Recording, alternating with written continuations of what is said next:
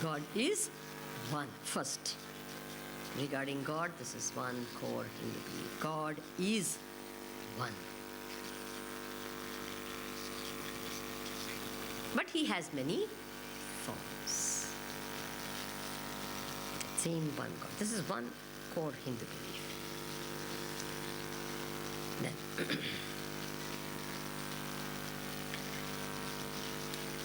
God is within me as my own self.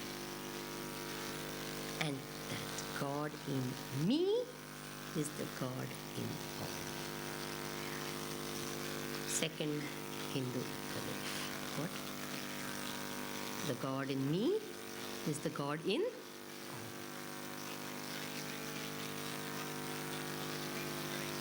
all. Most deep, I tell you, there is no other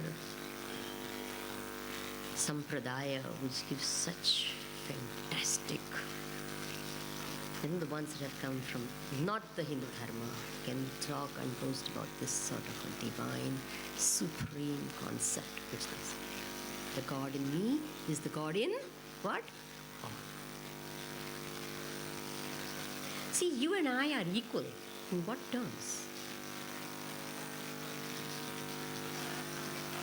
In what terms? The God in me is the God in all. In me as well. What we try to make ourselves equal is in what? The external, which is different. Have you understood that? Your face is different from her face, is different from his, your background is different. Big deal. But what is the same? The essence in you is the same as the essence in me. In the deepest of deep level, you and I are one. The God in you and the God in me is what? One. And if that is so, my, what a fantastic conclusion, that everything is divine. Everyone is divine. Everyone is potentially divine. What a lovely, and that is why, as far as we are concerned, what happens? When we greet each other, what? See, we never, by mistake, supposing, you kick someone. What do you do immediately? Or you touch your feet. Unknowingly, you touch the feet, your feet to someone. What do you do? I hope you do it. Do you do it or not? What do you do? For those who don't, start doing today, if you think you're a Hindu. What do you do immediately? You touch the feet of the person, says no. Why do you do that? Because you can't touch your feet to something which is divine. You got this? It's insulting. How can I touch? And that's why even if you touch a child with your foot, you do namaskar to the child. Is it true or not? Not just an adult or someone because of respect of age. No. It could be a small child and you've touched him with your feet. Immediately you do this. Why? Because what? It's divine. How can I touch God with my foot? Look at the culture. What I'm saying is, see, this great philosophy was translated into small, small gestures that you and I did. This same philosophy, I told you, why do we do namaskar? Remember I asked you this question? What is the meaning of that? The beautiful meaning for that is, it's not just a greeting of hi and all that. It's not a greeting. Namaskar is not just a greeting.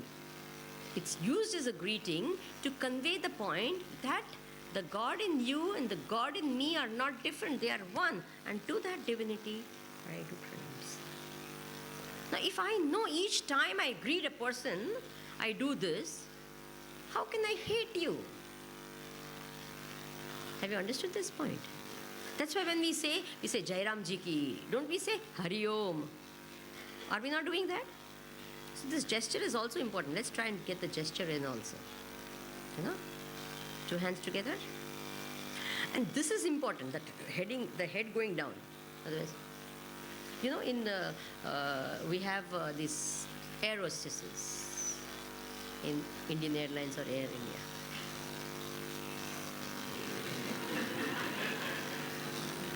Nothing. There's no this power at all. Important thing is the head going. That to that divinity is my namaskar. What a lovely, just see, great philosophy being taught through little gestures. You see dharma, how dharma is. It's not a big thing and all you have to make a big thing of it. Nothing. It's as you grow in life, from your childhood, these little gestures of, doing all this, Okay. So, God is in all. Second.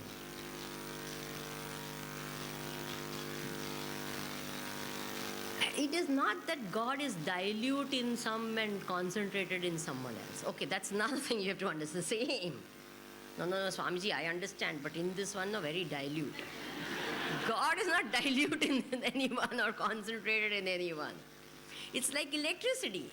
Electricity is the same in all the bulbs,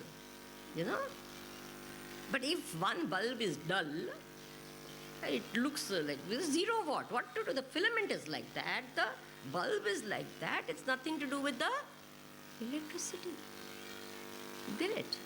So God is the same in all. This is another thing which we must, it's not different. Great saints have been there, Swami Chidanand Maharaj of the Divine Life Society, he would stand in front of anyone and start doing arati. Say, but I'm animal. Bhagwan is there in him. Very difficult to see Bhagwan in the donkey, but equally he is present over there. You understand? Equally. So therefore, second core Hindu belief is what about God? God is in all. The God in me is the God in all of us. First is God is. Second is God is in all. Third. For anything which is created, there must be two causes.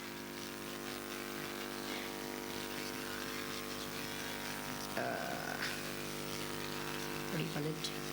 A material cause and an efficient or intelligent cause. For example, there's a pot, there must be the clay with which the pot is made, and there must be a pot maker, a potter. So, nimitta karana, as it's called in technical languages, and upadana karana. Upadana means the material cause, and the sentient cause, the potter. Okay? Intelligent being must be there behind any creation. The fact that there is a mic over here, there must be a company with someone in the brains to make this sort of a mic. Is it true or not? So some intelligent being must be there, and the material with which it is made. Both of them must be there. So, what is the Hindu belief? This is so wonderful, that God is both. I'm not going into the explanation of all this, okay? Because I can't. I'm just telling you this is the belief. The logic of it you will find in the Upanishad classes and all the other classes, Vedanta classes. God is the material and the intelligent cause behind the world. He's both. In a lot of other sampradayas, they believe that God is only the intelligent cause, but not the material cause. And I'll tell you, because of that, what their belief is and what our belief is. It's different. For the simple reason that they think only God is the efficient cause, and we think that God is both the material cause and the efficient cause. Now, the potter can make the pot, sell the pot, and go home and sleep. Yes or no? Anything can happen to the pot. The potter he may feel a little bad when he comes to know the pot broke. If he's a designer potter. Otherwise, regular potter says, I can sell more pots. Good, if it breaks. So, the potter is away. The intelligent cause is away from the thing created. Is that okay? Whereas the material cause is always with the thing created. The clay is always with the pot, right or wrong? You can't take out the clay from the pot and have a pot still. Okay? So the material is always with the thing created. It remains there. So what happens when they say, God is? God in heaven. Means what? Who is God? Come on. Father in heaven. Which means God is where? Which means God is what cause? Material cause or intelligent cause? Intelligent cause, not the material cause. Then lots of questions will come, who made the material and all that. I'm not going into the logic of it. I'm just telling you what the belief is, okay? Fine, there's perfect, all logic, everything is there. I cannot cover it together. I'm just talking, this is the belief. Now, what do we say? He is both the intelligent and the what? Efficient cause. He's the conscious, the knowledge, the principle also, and the material as well. And that is why we say God is all. Next Hindu belief. What?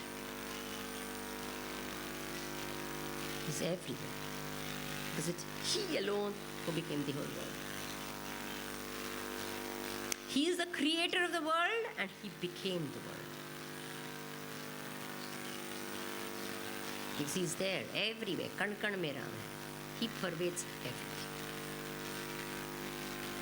This is a terrific belief. Which other philosophy ever has this grand belief? Tell me. Have you understood this?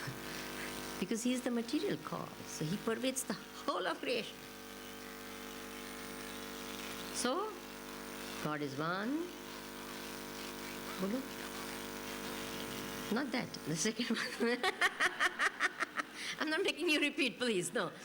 God is one. God is in all. And third is what? God is all. Kya terrific.